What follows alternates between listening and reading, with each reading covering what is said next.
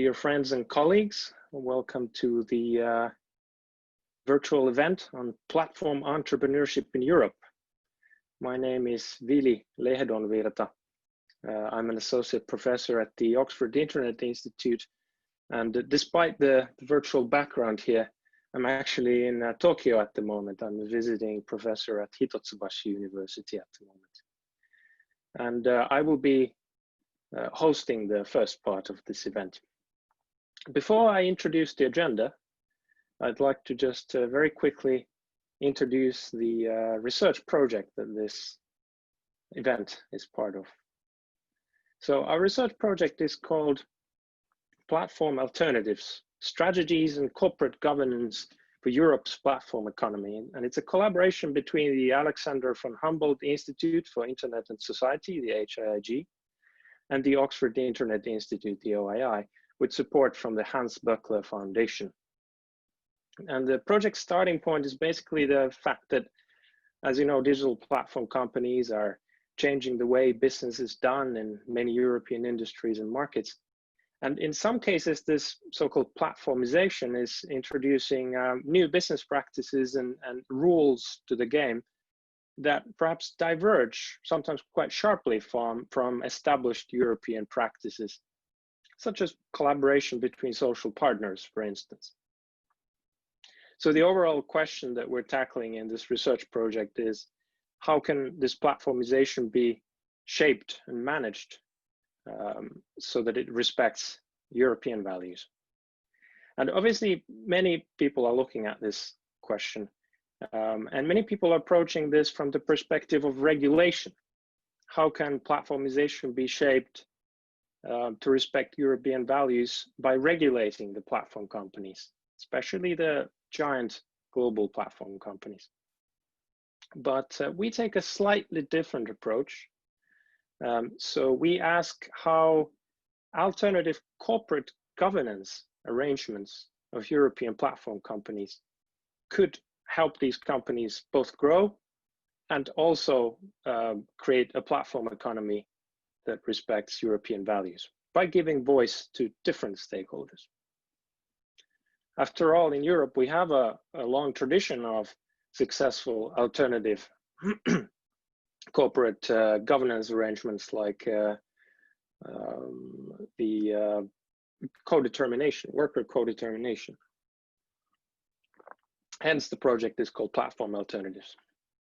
It's a 2-year project, and we're just 5 months into it, so it's very early days. And then I'll just quickly introduce the project's team to you.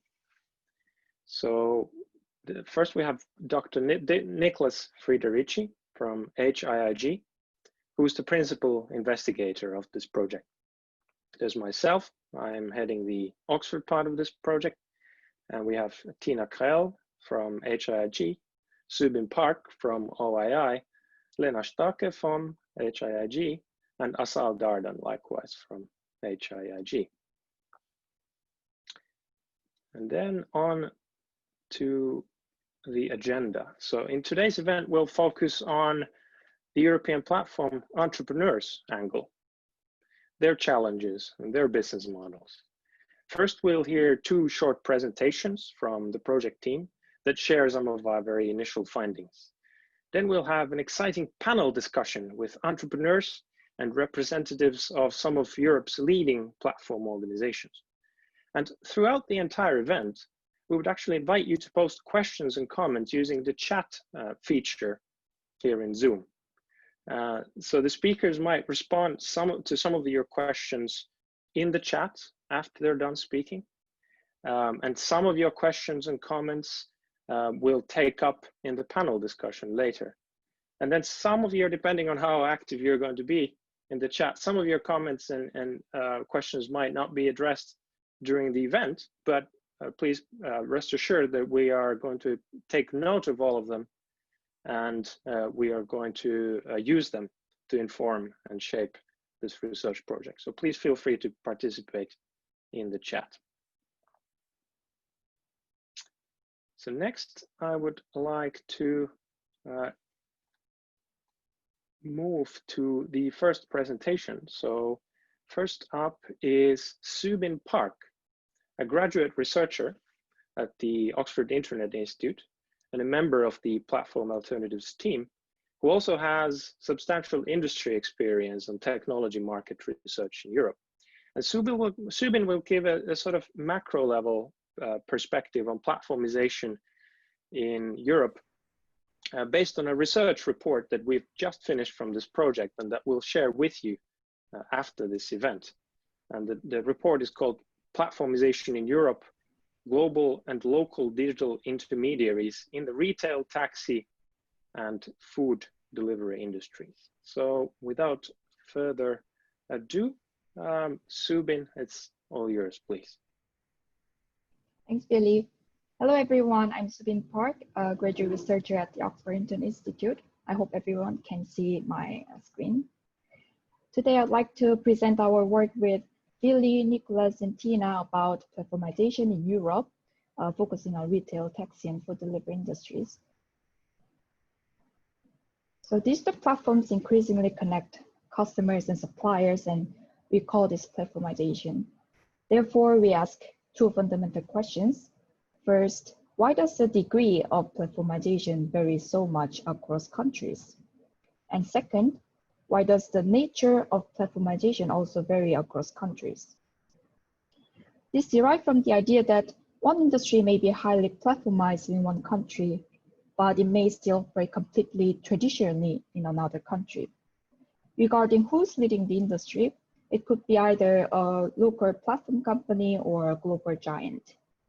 So we examine these three industries because they are known to be significantly affected by platformization by, for instance, Amazon or Uber. Next, we identify factors which can explain the differences across countries in the degree and the nature of platformization. Understanding the factors that drive platformization is obviously important for policymakers, incumbent firms, and others to help them respond to the platformization or the lack of it in their local markets. First, for the retail industry, we found that countries fell, broadly speaking, into three clusters in terms of the degree and the nature of platformization. UK, Germany, France, Spain, and Italy can be described as globally platformized countries where the retail industry is highly platformized and the dominant platform is the global giant Amazon. Netherlands and Poland can be described as locally platformized countries where local platform companies such as Bol.com and Allegro are the leading retail platforms, not Amazon. Lastly, we categorized Romania and Greece as non-platformized countries because the share of retail that goes through digital platforms in these countries is very low. In the figure here, the size of the triangles is proportional to the size of the retail market in the country. So you can see that the globally platformized countries are the ones with the biggest retail markets.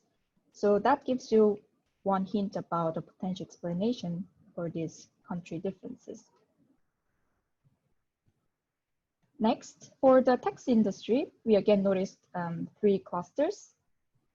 UK, France, Spain, and Poland belong to the global cluster. So in these countries, Uber had been dominant until the regulation against the operation with non-licensed vehicles. In the local cluster are Germany and Ireland. In these countries, Free Now is more popular than Uber. Hungary and Greece fall into the non-platformization cluster, which means traditional taxis are still ruling in these countries. Third and finally, for the food delivery industry, in the global cluster we have France and Portugal, because in these countries, Uber Eats is the most popular food delivery platform. Netherlands, UK, Germany, and Spain correspond to the local cluster. That's because Takeaway.com and Just Eat are the market leaders in these countries. And Romania and Greece fall into the non-platformization cluster. So we saw briefly that there were big differences among countries in both how platformized their industries were and whether the platformization was led by local or global platform companies.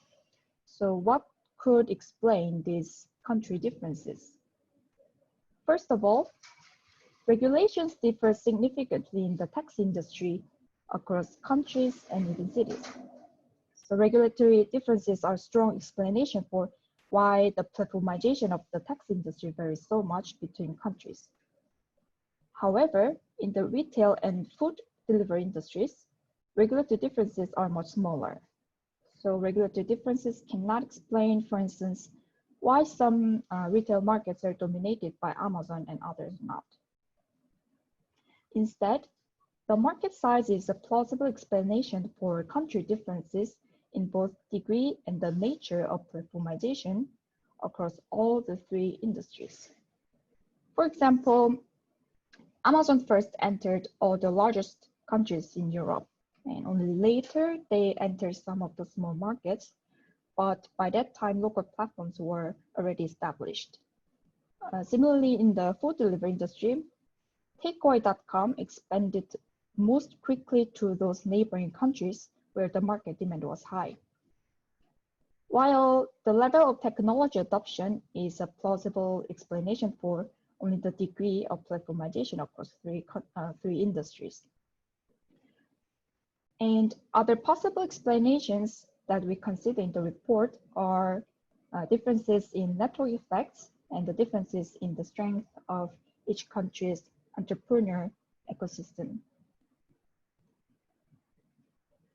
In terms of policy implications, our preliminary findings suggest that although local entrepreneurship can give rise to local platform companies, if the market is already dominated by global platform giants, in some ways it's too late.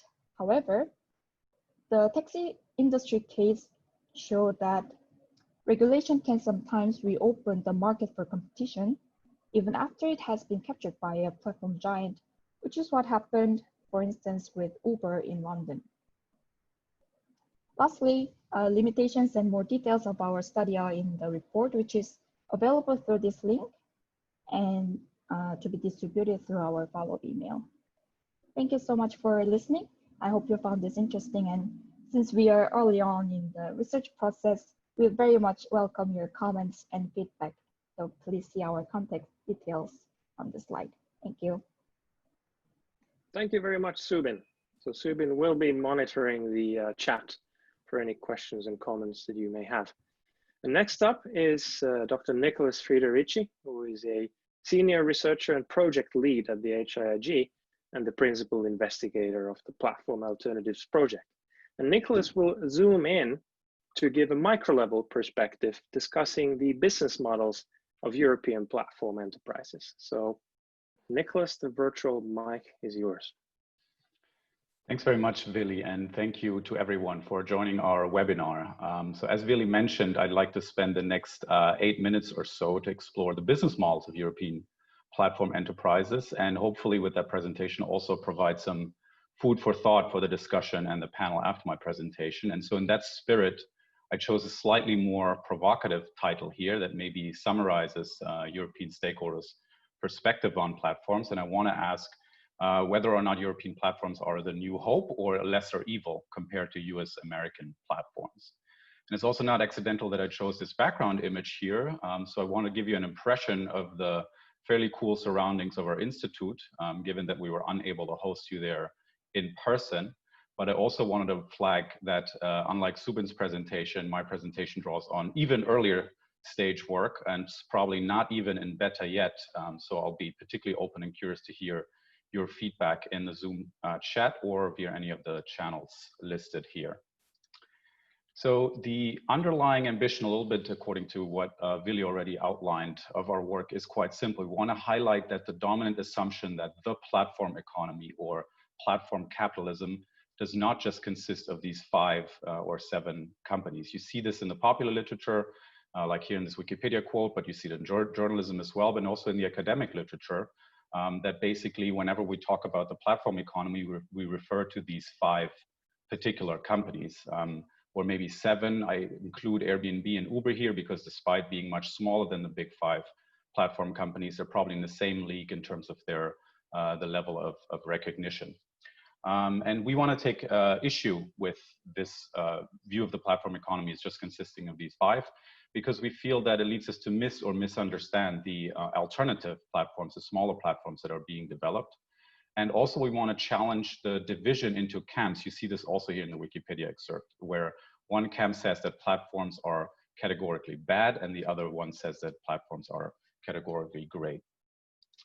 And so we want to do this by basically comparing or basically matching what happens in the business models of these platform organizations with the societal outcomes that we may find problematic. So this slide is basically our theoretical framework. It summarizes these problematic outcomes that platforms have and matches them to the foundations in the archetypical platform business model that we see. And so we derive these 4 pillars. Of course, a simplification, but you can basically summarize the platform archetype that the big 5 platforms are offering into these four pillars. We're saying, so basically, because platforms match two-sided markets, benefit from network effects, they sometimes lead to anti-competitive outcomes where winners take all or most. Because platforms are able to orchestrate value, basically disperse value creation, they centralize in terms of value capture. This leads to unaccountable platforms that are able to evade taxes, exploit workers, etc.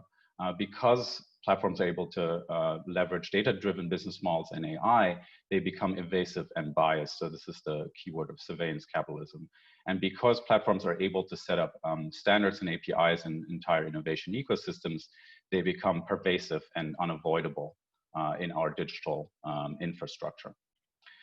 And so we basically want to see how this platform archetype applies to European platforms and whether or not they then have the same outcomes that may be problematic. Why do we even need to refer to the big platforms to try to understand the alternatives? Well, because there is very little known and very little documented about the alternatives in smaller platforms. I'm just summarizing a little bit the literature here. There's still this great report, and I hope Annabelle Bauer will forgive me for just lifting this chart directly from their report from 2016, where the global platform economy was mapped. So it's still this foundational insight that innovation platforms and integrated platforms, so platforms that have innovation and transaction platforms, are dominated by American and Chinese platforms, and they are the largest ones. And the rest of the world basically has transaction platforms that are much smaller. And there is a little bit of literature emerging now, but it's quite fragmented and inconclusive so far. So we basically want to build on this and fill this gap that is there, using the big platforms as our theoretical framework and basically comparison point. As I said, this study is probably not even in beta. It's very exploratory. We did some desk research to basically identify European platform enterprises. And then so far we've done 10 exploratory and ad hoc interviews in the run-up to this event. We did get a very good spread though in terms of sectors of the platform economy and also in terms of market coverage. You see here on the map that the market coverage of the platforms we interviewed is actually pretty much all of EU, Europe, and even beyond, and basically the core markets we have covered quite well. We interviewed founders or senior staff of these companies, and we also have some supplementary data. So it's very preliminary, but we feel we're getting a pretty good understanding of the European platform enterprises as they are. And of course, I can't present all the findings comprehensively here for you, but I wanted to run through the highlights organized by these 3 keywords: European platform alternatives. So I'll discuss each in turn, starting with European. Europe was seen by these entrepreneurs and enterprises as a place mostly of market and regulatory fragmentation. This was really a determining and key feature that was associated with Europe. So market scopes are often just determined at national levels, a little bit like Subin already outlined. And this notion of a digital single market that the European Commission promotes was not considered a reality by most of these entrepreneurs. And it wasn't for lack of trying, and it also wasn't for lack of believing in the EU. all of the entrepreneurs I talked to were very much believers and were very much in favor of the EU. They were in favor of regulation. They were in favor of strong social protections, etc. But they wanted this to be harmonized at the European level. So there was a clear call among all of them for cross-border regulatory harmonization. And I put a quote here on the right-hand side where someone asked for social protections, for instance, harmonized at the European level for gig workers. Platforms. So this is about the platform business models and maybe more the technicalities that may differ in Europe. Here, the key finding is that there were loads of balancing acts for European platform enterprises. So they definitely tried to implement platform business models with this distributed value orchestration idea, but they weren't always able to do that in the full extent that American platforms would do it. They were not able to scale asset light in many cases. So instead, they relied on localized network effects, often at the national, sometimes at the urban level. And they needed to do very active category and supply chain management. So they were basically often integrating parts of the supply chain that the standard platform business model wouldn't ask you to do, but they were basically felt compelled to do that because they needed to create loyalty from the different stakeholders, customers on both sides. So finally, to the word alternatives, and how far are these platform enterprises, do they see themselves as true alternatives to the American platforms? And here the finding is that the relationship to the big 5 or 7 is complicated. Some of these platforms were in direct competition with the big platforms, and they tried to eschew that by differentiating away from that. Some went into entirely uncharted territory, usually not as scalable, but at least not in direct competition. And then there was one, and we know from our desk research that there's more of that are saying explicitly, no, we need to offer the same value proposition as the big American platforms, but do it more ethically. And the issue for some of the platforms was that, yes, they're competing with the big ones, but they're also competing with the traditional economy as well. So they want people to use more technology. They want people to use digital platforms, just not, just that this also benefits the large ones. So they were basically in a betwixt and between here, whether or not they are in the same boat as the big platforms, also when it comes to regulation, or whether or not they wanted to actually, be treated and considered differently. Definitely, they did not benefit from these lock-in benefits, strategic and competitive benefits. They often suffered from multi-homing, so consumers basically had a choice between their platform and a number of other platforms, and this was a very consistent finding here as well. So if we sum that up and compare now the archetype that I mentioned in the beginning, that the large platforms, the American platforms set, with what we're finding in this very exploratory study for the European alternatives, we see that there are significant differences. Yes, the basic platform business model they're trying to apply with orchestrated value creation, with network effects, etc. But it's usually at a much different scale and with a much different scope. So you see this especially in the standards and APIs point. There are no European platforms, at least not in our sample here, and we still trying to find some, but it doesn't look that this strategy of enveloping platform markets, setting standards, becoming digital infrastructure, that's the case here. And so you would think now that this also implies a different regulatory and normative assessment, because it's just not the same anti-competitive, all-encompassing, pervasive, etc., invasive scope that these European platforms have. And so to answer my provocative question in the beginning, I would say they're both new hope and lesser evil here. And now the question is, of course, what to do with that. And this is the slide I'll end on with directions. This is, of course, only exploratory, so we're going to go in a lot more depth with longitudinal case studies of European platform companies to come up with a reliable typology and then also a theoretical model of really how do these platforms, how do these strategies evolve. But maybe for the purposes of this event and now the discussion afterwards, I think the crucial and very difficult question here is, what is the normative implication of this? Is discriminatory policy and regulation that treats the American platforms differently from the European ones, is that justified? But also, is it plausible? I mean, of course, we cannot cherry pick the particular economic actors when we regulate, but maybe it will be justified here. And if so, how do we do that? And yeah, maybe our panel, I don't want to put too much pressure and expectation on them, but can touch on these points. And with that, I thank you very much. And yeah, again, do ask your questions in the Zoom chat and afterwards. Thank you. Thank you very much, Nicolas. Nicolas will be monitoring the chat. Now I'll take a deep breath and relax while I get my ducks in row here. And there we go. So next, we are ready to move to the second part of our event, panel discussion with entrepreneurs and experts representing some of Europe's leading platform organizations. And this discussion will be moderated by Asal Dardan, who is a member of the Platform Alternatives team at the HIIG. So please, Asal. Thank you very much, Vili. As maybe some know, I'm an outsider. I'm a cultural scholar and film curator. So I've joined this team as an outsider, and so I'm very interested in being enlightened in your insights. And it's a pity we couldn't meet in Berlin, but I'm so glad you all found the time to join us here at the webinar. And I would like to introduce our panelists for today. First up, we're joined by Jovana Karanović. She is based in Amsterdam.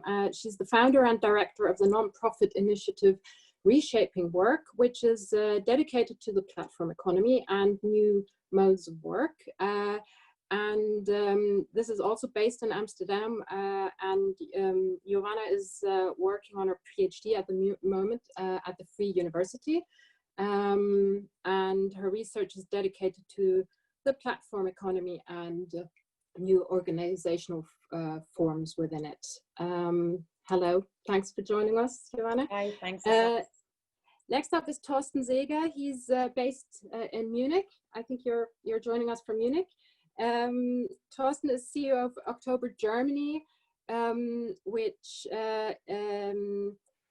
October was founded in France in 2014, but is a pan-European lending platform that is now based in several European countries, aside France and Germany, in the Netherlands, where Jovana is, and Italy and Spain. And from Barcelona, I'm welcoming Ionut Lacusta. He's head of public policy for Europe, the EU, Middle East, and Africa of Glovo, on-demand delivery platform, which you might know, founded in Barcelona in 2015, and it operates beyond Europe as well. So it's a platform founded in Europe but operating abroad. And last but not least, Daniel Enke is joining us from Berlin. He's the head of public affairs at Zalando, which is, of course, Europe's leading e-commerce platform, founded in Germany in 2008, so one of the earlier ones, and is now active in 17 European markets. Thank you so much for joining us today. And maybe because we've already heard quite a bit and there were some questions coming in, and we also had the poll up, maybe Tina, my colleague Tina, could come in to tell us a bit about what the audience is thinking and asking, so we can go straight into a discussion. Hello everyone, my name is Nicolas. I also work for the HIIG, and yes, just very briefly to the poll we set up. The answers were actually quite obvious. That on the question, what does the future of European platforms enterprises look like? The overall majority, 2/3, answered it can't be generalized. It depends, it's industry and sector specific. Yet a third, though, said they will occupy niches for customers in Europe, but American platforms will continue to dominate. And 3%, actually one person said they will become as large as American and Chinese platforms. Would be obviously interesting who used that answer. And the questions, you should all see the questions in the chat. There's a lot of interaction on mostly technical issues right now, which is quite nice to see also the overall knowledge about platform business models. So that's for now, and I hand over to Asal. Yes, maybe we could jump in and talk about the competitional aspect with US platforms. One thing that Nicolas found in his research was that hardly any of the European platforms actually intend at the moment to expand to the US market. And then the other question is, of course, why would that be the case? What incentive would there be at all? And what makes them what makes them European? Maybe Jovana, you could start. Do you? Yeah, sure. Well, thanks all for the presentations and for a great, inspiring report.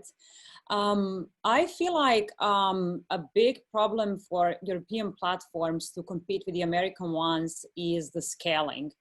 It seems quite difficult for some platforms to scale across European markets. And one issue I believe is obviously the lack of harmonization of regulation among the European markets, which is not the case in the US. But another thing that I missed in the report is the venture capital. And I'm looking forward to hearing here from Ionut and Daniel, but it seems to me that also lots of US leading platforms are concentrated in the Silicon Valley, where you have lots of access to venture capital. And we know that for platforms, unlike for other businesses, obviously you always need funding, but since the platforms are highly dependent on network effects, and they use different strategies such as price allocation mechanisms to subsidize one part of the market, they require enormous amount of venture capital. And if you're a small platform or a startup trying to flourish in a European market, you really need funding. So yeah, maybe one of the people from companies can comment on that. Since you addressed Ionut, maybe would you like to comment on this aspect, on the venture capital and financing? Sure. Thanks again for the invitation, guys, and thank you for the presentation. I find it really instructive. We heard about this actually when we met in Serbia, and it was quite surprising because back in February, I think it was one of the first, if not the only still, active search for what the model of a European platform looks like. And that's something that we have been wondering about as well here at Glovo. So I think it's a great step in that direction so far. Regarding the challenges that European platforms face, I think you guys already pinpointed the two most important ones. And I think my biggest contribution now would be to just say that they're interrelated. When you have to worry about expanding to multiple legal jurisdictions and going to the cost and the time and the resources necessary to do that and to renew that effort every single time, that is not just something that makes it much more difficult for a company to move from a startup to a scale-up format. And that's what platforms fundamentally are. They're successful scale-ups, even more so than just successful startups. When that happens, capital immediately can put a figure on it. And it will always be worthier to invest in a company that registers in Nevada or Delaware and then can operate in all 50 states than it is to invest in a company that is doing the same thing, perhaps in a market of equal, if not bigger size, but has to reinvent itself 27 times. So I think the two are tied. I wouldn't necessarily say that one fully owes to the other. I mean, the entire sharing economy was sort of boomed in the US, right, with the advent of mobile internet and smartphones. So a certain lag is always natural. But the speed with which we catch up is primarily up to us, I think, Europeans. That's quite interesting. I would like to know from Daniel, maybe, because Zalando is active in so many different markets. what the main incentives but also concerns are when you expand to a different European market, and how you tackle those issues. Yeah, thank you. Thank you, Azal. Thank you all for the invitation, and thank you for the presentations. I totally relate to what you said before. Venture capital is an important point. We were lucky enough to be, let's say, yeah, as you said, one of the early companies founded in 2008. And we were also lucky enough to receive funding to a crucial timing that made the expansion possible. And timing, I think, is also a crucial part in the expansion of Zalando in Europe, because when we started, e-commerce and fashion wasn't really as advanced as it is today. So we were able to cover or to conquer sort of the market a little and set some standards. As Nicolas referred to in his on his chart, we were able to set some of those standards, not many, but some. So this was part of the success. And when you if you ask what are we looking at when we're expanding to other markets, it's infrastructure. It's obviously language, it's obviously the competitive situation, but it's also infrastructure when it comes to delivery. We are refraining to enter certain markets because we know that the postal operators, the carriers that would present the last mile, the one of the key interactions that we have with our customers, to those customers are not as, let's say, suited for the task that as it is a fact in other countries. So we are not a purely digital business. This is one of the differences that we have to deal with in a certain area. We are a major logistics company. Aside from being a fashion retail and a fashion platform, we are also a logistics company, and that brings benefit, but that brings also new hurdles when it comes to expansion into new markets. Maybe Thorsten could jump in, because you are active in a few European countries, but you have also voiced, I think, that there are specific issues with expanding. Would you say that there are industry-specific issues only, or something that is valid for all platforms? Yeah, it's a great question. Thanks, Azal. And also from me, thank you very much for having me here. And it's great to see so many people on the webinar. I think financial services is a slightly special industry in a sense, also when you compare Europe towards the United States, because in the US, financial services is also a highly regulated market that differs from state to state, which I think is one of the reasons why we haven't seen any really world dominant platforms coming out of the United States to Europe from a financial services platform, at least not anything in the lending markets. But you're definitely right. It's a highly regulated business across Europe. It's really difficult. But I would say there's other things apart from regulation that within Europe fit all the different industries, and some of them we already touched upon. But I think also maybe to kind of turn it slightly on its head and make it a positive, when you think about European platforms, while it's much harder to initially scale up, they're by design a lot more international. And I think once a European platform manages to actually get to a few countries, just by their own design, they're already so much more used to not having one standard model that and then has to fit everywhere else. But once you've got a few countries, it becomes a lot easier to add additional countries. And I think a lot of the American platforms actually are not doing this very well. Even some of the big ones like the GAFAs, if you actually look what is offered in terms of services across Europe compared to what they actually do in the United States, you only have a fraction of the value that they generate for consumers there. And I think they make it extremely difficult for themselves to really go across borders.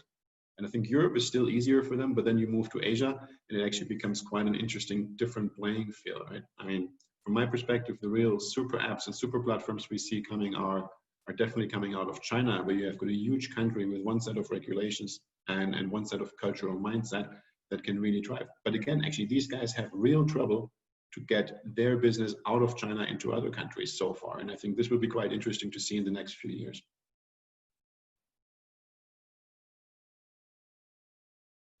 Do you feel, so would you say that for European platforms, the US platforms are not the only challenge at the moment, or so the Chinese are definitely also something that you are looking towards and modeling your approaches on? I would say anybody who is in the platform business and does not look very closely at what's happening in China is really making a big mistake. Mm. I can only underline that we've been seeing, obviously we've been seeing the emerge of the US companies into the fashion market, the market we are on, but we're also seeing the Chinese companies trying to enter the European markets as well. They're struggling a little with infrastructure, and they're struggling with product, because many of the big global brands are not really they don't feel that it's a trusted environment or a let's say valuable environment for their products to be displayed. But that might change, and then the Chinese are definitely forced to be reckoned with in Europe. I also wonder if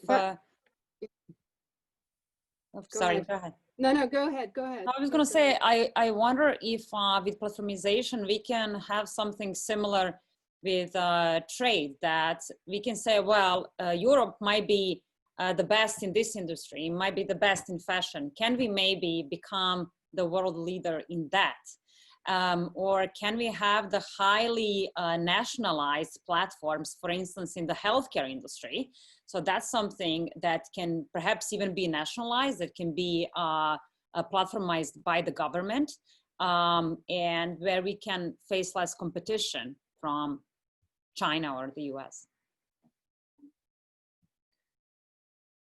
I can pick up on that, Jovana. Yes, I think there's actually pretty good signs in that direction. I mean, I think at one point it was Vestager that said last year that, you know, the US has capital, China has data, but in Europe we have purpose. And you know, initially it may sound a bit counterintuitive, but then you look at previous examples of policies like the GDPR that are initially a very expensive and tough pill to swallow, but at the same time they create a new global standard. And you know, it's probably way too early to draw conclusions, because we haven't been competing with the US and Chinese platforms on third markets, the European companies, I mean, for that long. But I would say you can probably start seeing the early signs of that. Once you come from a regulatory environment and from a social environment where there's a longer tradition of dialogue, more experience of embedding with local communities, especially if you are a service that depends on municipalities or smaller groups, then that makes a difference. If what you also bring with you is a tendency to hyper localize, you're going to have a very different conversation with regulators outside of Europe than you would if you're a US platform that you know, clings to the fact that it's a service provider that is, you know, based in Amsterdam and Ireland, and providing a service from one single entity globally. So I think in a way, this can also become an advantage, but it also depends on us on how we formulate that and how we turn that into a new regulation for platforms that also becomes the new, if you were, social GDPR. But can I ask you something? When you talk about purpose and global standards, then you are also driving at a specific set of values that one could call European. And I would like to know in how far you are aware of these, as European platform entrepreneurs, and how important it is in driving your business model and your expansion and everything you do in your work. I mean, in how far is it even possible for you to stay competitive while also staying true to these purposes you mentioned? Or what are some of the conflicts you encounter there?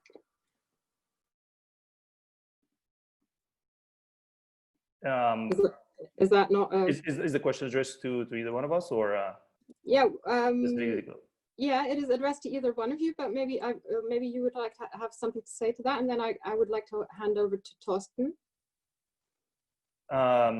Sure. No, I would say I feel like we're early in the process. I think definitely there is a certain degree of soft power that launching a US company, a European company providing a similar service in the same market, I would say there's anecdotal evidence already that is a different experience. But the ability to launch into multiple markets also depends on your ability to have scaled up at home.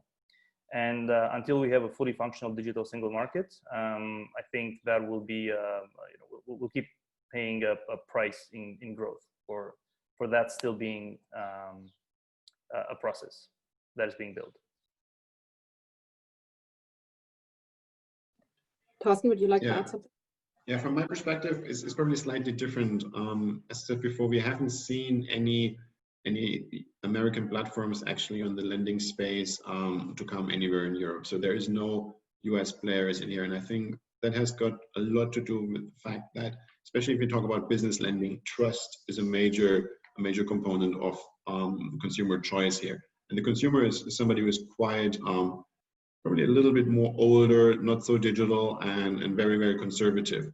And so trust is a major issue. And I think European consumers still distrust either American or Chinese or Asian providers a lot more than European ones, right? So this is, for Europe, a big advantage for us that allows us to scale across Europe. Daniel, do you have a, how is it with you? Because you're active in so many more European markets with that aspect of Europe, being a European actor, transporting a specific identity. We are obviously highlighting the European DNA in every market. We are trying to present ourselves as a European company that works well in many markets. In some markets, we have to adapt to local culture aspects. But I want to highlight maybe one aspect that comes together with purpose that Ionut highlighted by citing Margrethe Vestager. We are currently trying to transform our business into a more sustainable, obviously, as everyone does. But we think that we have a big lever as we are the biggest fashion platform in Europe, and we can basically try to set standards for the whole supply chain and for the whole business. We all know about the manufacturing problems in Far East and in Bangladesh, for example, or in Pakistan for garments, for textiles. And this is obviously a huge societal debate going on here. And as a platform, we feel that we can have the most impact on the whole supply chain by basically setting standards for the suppliers, by auditing them, by telling them if you don't comply to these or that standards. We recently announced science-based targets, I think yesterday and the week before, to exactly implement that by 2025. And I think this is one aspect of the purpose that Margrethe Vestager was talking about. And I think that also resonates well in all of our European markets, because all of our customers and politicians and societies know about the big problem, and we obviously know we have to tackle that, and we're feeling we're on a good way. And if I may add there on the issue of trust that Thorsten mentioned and Daniel touched about, and Ionut mentioned that in Europe we have the history of social dialogue. Well, do you guys perhaps think that we need some third party to set up some third party entity that would regulate the platform markets? Because one big issue we have is the algorithmic management. So lots of things are written into the platforms and into the algorithms way before regulations come. So we are talking about the way reviews are done. We are talking about the way tasks are completed. There were lots of accusations of Uber playing psychological tricks on drivers with algorithm telling them right before they log out, hey, are you sure you need to complete 2 more rides to reach your income's earnings and so on. And when it comes to, for instance, e-commerce platforms and the issue of trust that prevents scaling that Daniel pointed to, and also Thorsten, do we need some third party that would give this assurance to customers if a platform defaults that they would step in? Is that something perhaps that we could do in Europe? And actually UK tried setting this third party entity that would be checking up on platforms. But you would say this is a non-state actor, or could this be a EU? No, it would be a state actor, yeah. Okay, okay. Yes, because I mean, we can talk about Europe having values, but we in Europe, we also have the problem of precarious jobs, stagnant wages, and growing inequality. I mean, it's not something that Europe is not touched by. So you just mentioned, for example, the Uber drivers. How do you each feel about tech workers unions, and how far does that movement touch on your work? Maybe Daniel, because you have, of course, drivers and you have a lot of people in that work in that field. So maybe you would like to say something about tech worker unions and tech worker movements. Sure. We have a very active tech community and a very diverse workforce here in Berlin, with almost 6,000 people coming from, I don't know, some 120 nations. So you can imagine that there are a lot of interest groups, a lot of organizations like within the company, a lot of organizations, and they are politically active, and we have quite a lively debating and discussion culture inside of the company. But we don't have really those issues that the gig economy brings, or that we do not have as many, let's say, discrimination topics going on. We have more discussions on the other part of our company, which is another 70,000 workers around that, in our warehouses all over Europe. So there's a big blue collar workforce that within our employees, and this is obviously different there. But also there we have works councils in almost every warehouse. We have unions as watchdogs over our processes. And I think we have learned a lot over the last years. In the first years of Zalando's logistics endeavors, we have, let's say, learned a lot, and painfully sometimes. But I think now we are pretty advanced, and we have eradicated most of the big challenges that some maybe smaller competitors are still facing. And just adding one aspect on the trust discussion, and on the discussion, are we a trusted, or should we have a trusted entity in Europe to create consumers' trust? I think we can go as far as to say Zalando might already be that entity.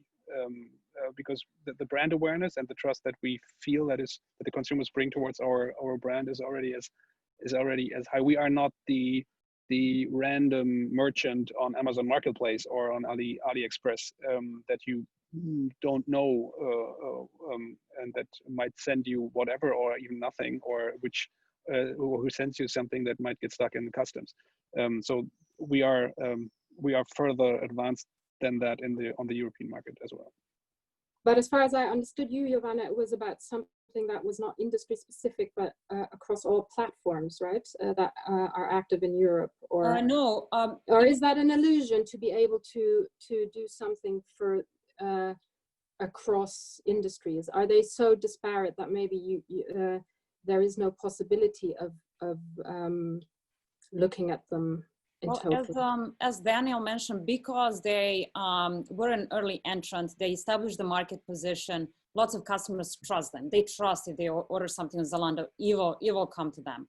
But what about new entrants? What about smaller platforms that are competing that don't have this trust? So a customer might be more likely to buy something from Amazon, an American platform, than an emerging European platform, because there's this lack of trust. That's why I posed the question, to increase the competition, could we perhaps create some trust entity that would embrace that problem and give customers that assurance? And one would be, for instance, in e-commerce, with a practical things like logistics, delays, or what if I made a purchase of €1,000, I didn't get my goods delivered, who do I complain to, right? But also the issue of, for instance, the algorithmic management, that platforms possess much more information that is available to any side of the platform, customers or drivers or users. So for instance, taxi companies like Uber will calculate a price depending on the distance traveled.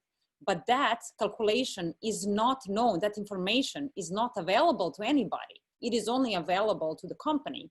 So there is this information asymmetry.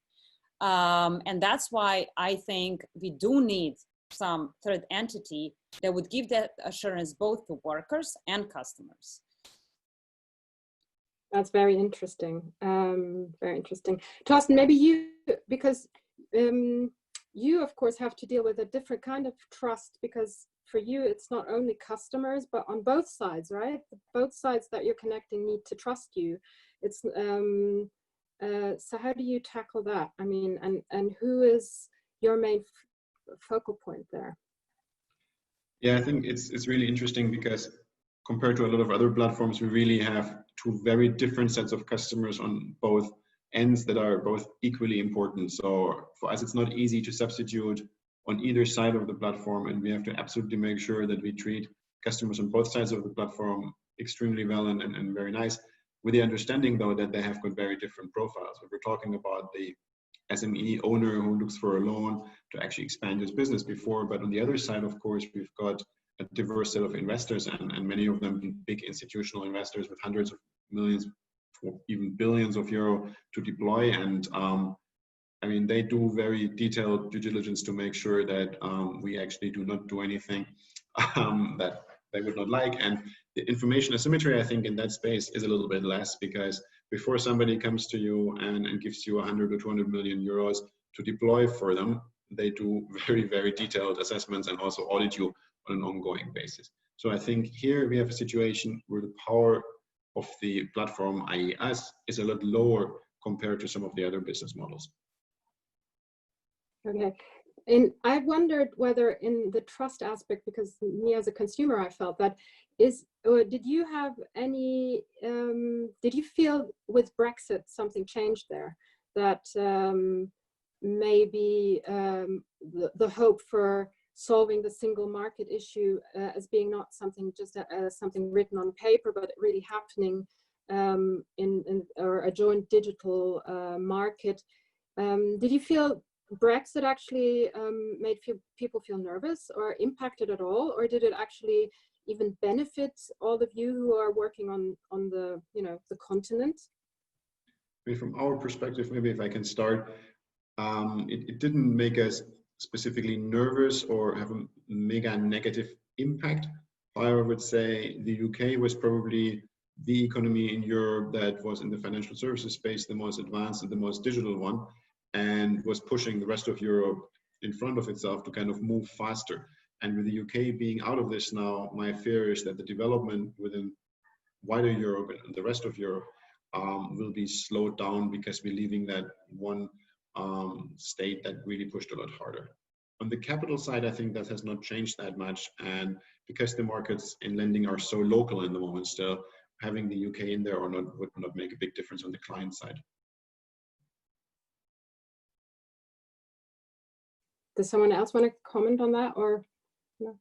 But something you, yeah? No, sorry, go ahead. Okay.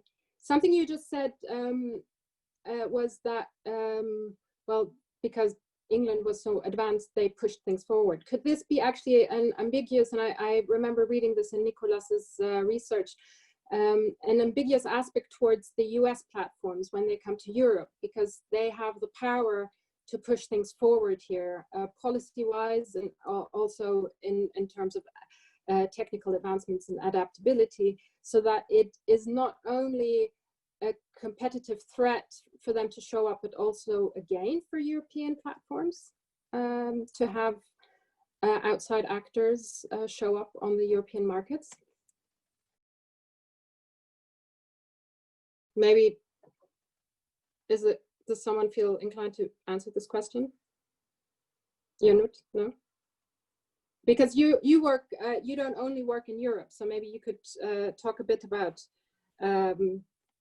working outside of Europe and how that aspect. Yeah, I think in terms of being a global platform, some of the lessons they pertain a bit less to Brexit. We never tried to go to the UK, although we do. One of our chief competitors is a British company. But I would say, and this ties in equal measures to what you were saying and to what the previous point that Jovana was making regarding trust.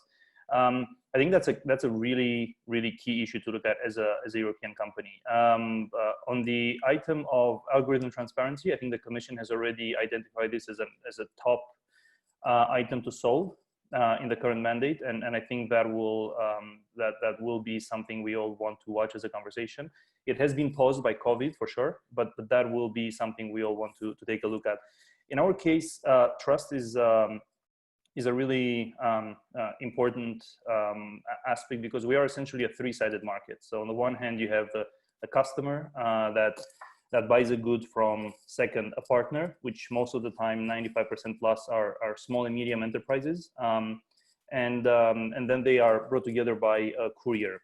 That is sort of the third part of the triangle. And each of these relationships, they have a specific dynamic and a specific dynamic of trust that we have to make sure that we manage and encourage. So, if our mission is to bring anything in your city in under 30 minutes, then that essentially means that we have to talk to every single small and medium enterprise in every vertical: food, over-the-counter, courier services, delivery services in your immediate vicinity. So that immediately makes us a much more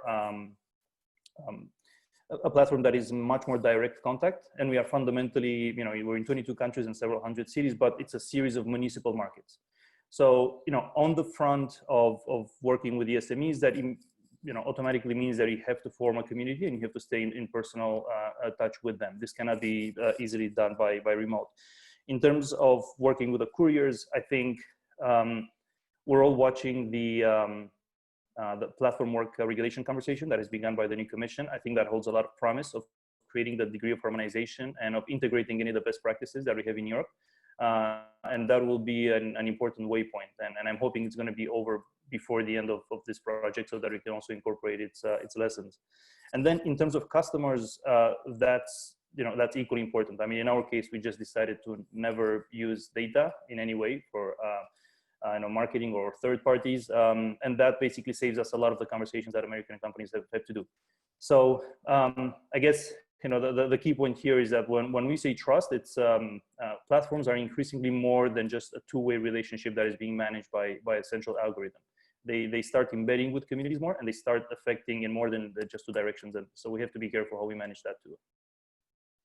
That's very interesting. That reminds me of another, before I want to open to Tina for some questions from the audience, I would like to ask you if there are also, and that ties in with what you just said, Ionut, empowering aspects of the platforms, for example, for the customers or also the workers. And I think maybe, Jovana, there's especially an aspect in the cooperatives that you focus on in your work that could be interesting in this respect.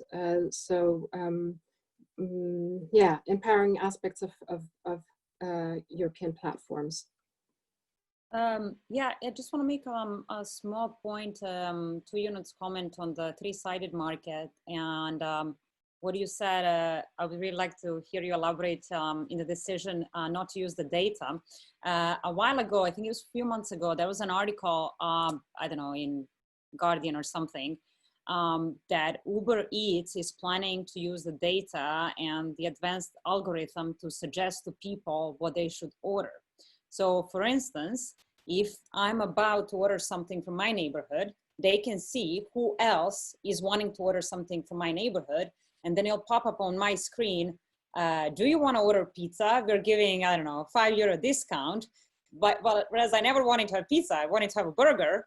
But they actually pried me to think that I want pizza and they offer the discount. In that way, they're reducing the delivery costs by bundling up the order. And that's, for instance, for me, an example it's sort of on the edge, right? Should platforms be allowed to do that? On the one hand, we can argue, well, it's just marketing. All the traditional firms are doing that. On the other hand, well, our platforms holding more power because of all this data they have. So I don't know if you don't mind just quickly commenting, and then we can move to Props. Yeah, it's a very technical question, and I wish I had some of my colleagues from tech in here. But I think the overarching response would be that there's several categories. You know, a restaurant that is selling you something will always try to give you the best deal of the day, and that is not necessarily a bad thing. So one thing that we started doing recently was a service called Non Me Tires, which in English is just called it's a service where you, at the end of the day, a restaurant has the option of offering the remaining cooked dishes for half the price. So if you're willing to register and notify your interest in that, then, you know, come 8 p.m., you're going to find out that you can get, you know, the same box of sushi you would have gotten for 10 years, you get it for 5, and it's also equally fresh.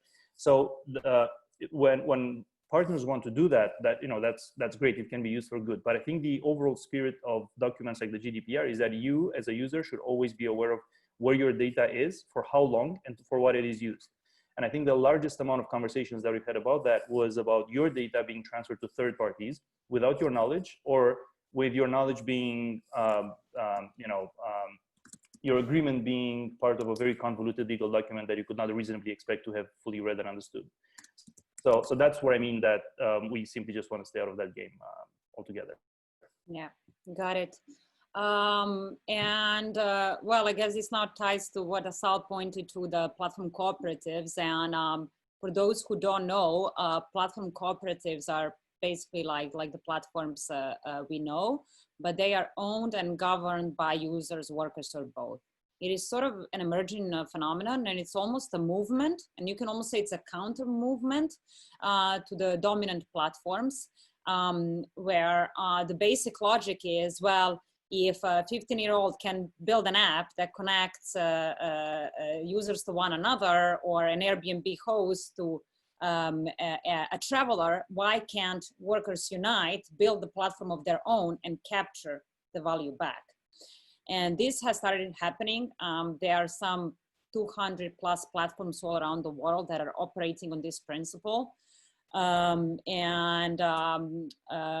of us are conducting here a large-scale study on platform cooperatives across 4 different industries.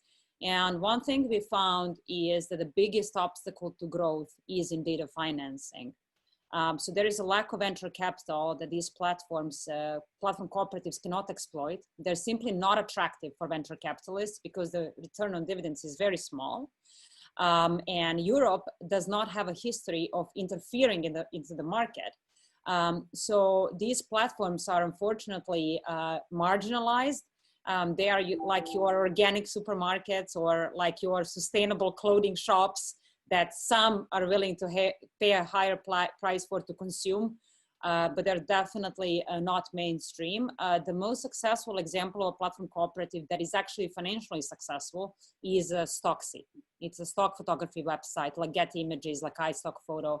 And they're the only platform cooperative that we can identify at the moment that is actually financially successful and able to compete with capitalist platforms, if you will.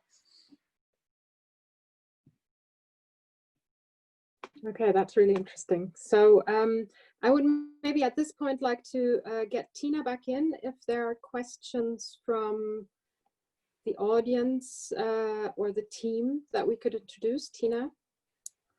Exactly. Hello, everyone again. Just being cautious of the time, there have been indeed a few questions asked as well as answered already in the chat. So let me just maybe take 2 out of them, maybe also as a closing point for the session. Yes. One very early one was on VC funding, such as, are there any examples where the lack of VC funding is seen as a core reason for the limited growth and maybe even failure for a platform approach? And Jovana was already kindly enough saying that, for example, for platform corporates, that might be a limiting issue. And the answer then was, yes, maybe the structure might be the limiting factor, probably indicating the structure such as a business model. So here it could be interesting to know if you all can think about other business structures or business models where this could be a limiting issue, as well as some industries that would mostly struggle to attract VC funding. Also keeping in mind the industries we identified in Europe as already platformized. And a later question that actually just popped in now was on, do you see platforms as a preferred tool for developing economies or secondary markets to enter the international global value chain? So I guess this question addresses as well platform more as a business model. The examples that were given here is, for example, to include manufacturers of industrial supply parts into the supply chain of large global conglomerates, or matching platforms to be the tool of choice in that regard. So shall I maybe start with the VC question, because I think what Jovana said at the very beginning is very true. There is certainly across Europe a lack of funding when you compare that to the US. But I think you can also take this a little bit wider and also make it a cultural thing. From my experience, a lot more entrepreneurs in Europe actually try to become profitable a lot faster than US businesses, whereas in the US you have, from a mindset perspective, they're quite happy to burn a lot of money there for a very long time and actually depend on VC funding for a very long time, versus in Europe, to generalize a little bit, but people generally try to really become profitable and earn their own money and be independent and do not take external capital in. So I think there's a huge mindset issue as well. I can only agree to that. This it follows us, this stain of not being profitable. We are since I think 2015, but there's still this, oh, you're not earning money and you're ruining the fashion market and you kill the high street, and all that by making losses. And yeah, it's true for Germany at least. And how do you counter? Can I just ask you, Daniel, how do you counter these reproaches? I mean, it's just not true. We are a profitable business. You can see that in our annual report for more than 5 years now, that we are actually a profitable business, and that we have close cooperations with the high street. So many like brick and mortar retailers are selling via Zalando, and especially in the COVID crisis, we waived our fees for that. So all our brick and mortar partners could sell without paying any commission to Zalando. So, but you have to remind people sometimes that it's not like they suspect. I mean, the other question really has to be, why does it matter so much, right? Being profitable or not. I mean, of course, in the long term, it is necessary, but as long as you find people who are happy to finance your business and give you money because they believe in the fact that you actually can return more later on, why is it so important to be profitable within 2 years, 4 years, 8 years? I mean, when you look at Amazon and the recent communication that Bezos had to his investors to basically say, sorry, but you're not going to get any of that money that we're making because we're reinvesting everything in the business. In Europe, that would have been almost impossible, and the outcry was huge. I heard a lot less outcry in the US about the fact that he did that, and people accept the fact that there's a long-term business being built and it's the right strategy for them. So would you say that this is something Europe needs to be more self-assured about, European platforms, to just, yeah. I would say I can't judge if there is a right or wrong, and I don't think there is right or wrong, but we should just be mindful of the fact that there is a cultural difference and we just need to work around that. Okay, and what about Tina's second question, platform as preferred tool and business models? Maybe Ionut, you could say something on the second question that Tina raised. I think she referred to several uses of it when it comes to fixed capital, and I can comment a bit less on that. But I would say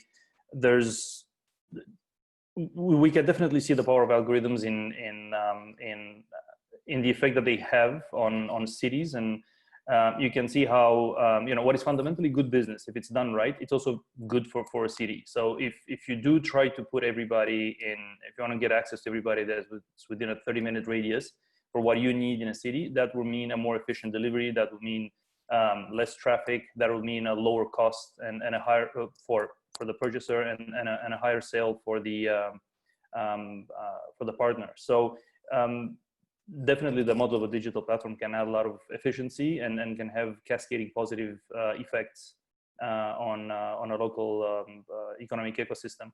To what extent you can use it for bigger scale supply management, I think that's a question for economists that have focused on that for longer. But I would say one more thing on the previous point as well. I think the entire conversation around venture capital is also mirroring a conversation that we have in Europe on how we treat ownership in a startup and in a scale up. And I think for 20 years we have not updated our equity compensation laws, for instance. And one way you can see this is that, of course, profitability is going to matter more for employees and for others if those salaries are the only form of compensation you're going to get.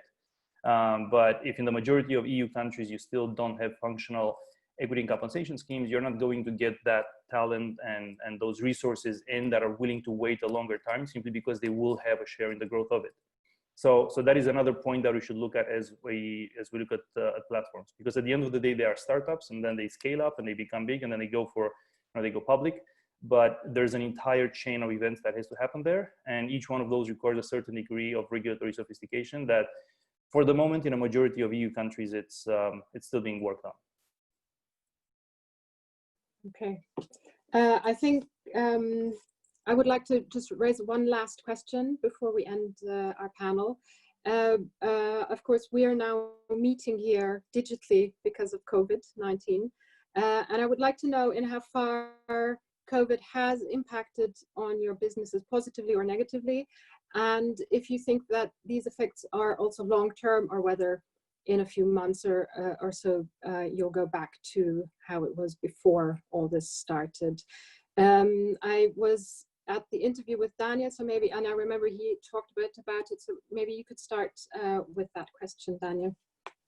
Sure, happy to. I mean, as it impacted, what we did first was to protect our workforce, and obviously this is what basically everyone did. But we immediately set up a new task force to look at our response and the opportunities that may arise from the crisis. And on the one hand, we see that there is a shift in digital, let's say, digitization as a whole, and a shift in behavior of consumers. They are turning towards digital tools, digital services more than they used to before. There are more. We have new target groups that we might look at in the future. But we also, and this is the other side of the equation, we see on the other side that the recession that might come up, and that might lead to consumers reducing their discretionary spendings for fashion. So nobody would buy a new pair of high-priced shoes if there's if he is about, or she is about to lose her or his job. So this is some sort of balance, but we see that obviously, as we are a digital company and as we are an e-commerce company, we have not been as impacted as the brick and mortar retailer who had just to close their shops.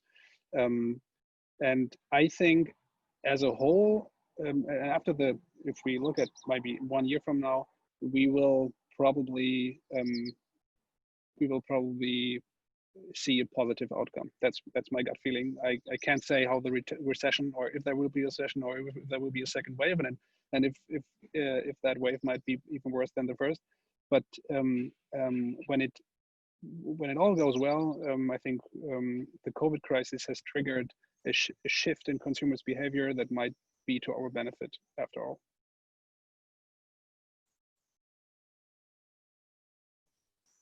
Thorsten, would you like to say something on that?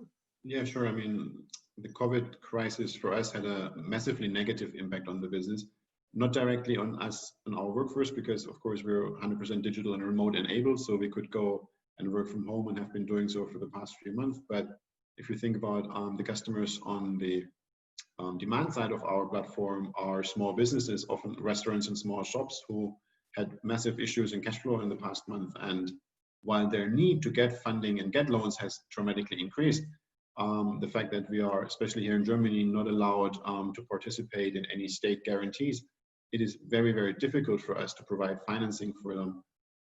Especially these are not grants that we're giving out, but actually this is money that institutional investors and private investors have given us and trusted us to give them back within the next 5 to 7 years with an interest. So we need to be extremely careful when it comes to the risk analysis of those companies. And unfortunately, for a lot of them, they're just not in a state in this moment in time where they're by themselves can recover and actually can be given a loan. So they need kind of state guaranteed funding. And the fact that the German government is extremely conservative here and does only go through traditional banks and does not allow any fintech companies to participate in this is quite discouraging, actually.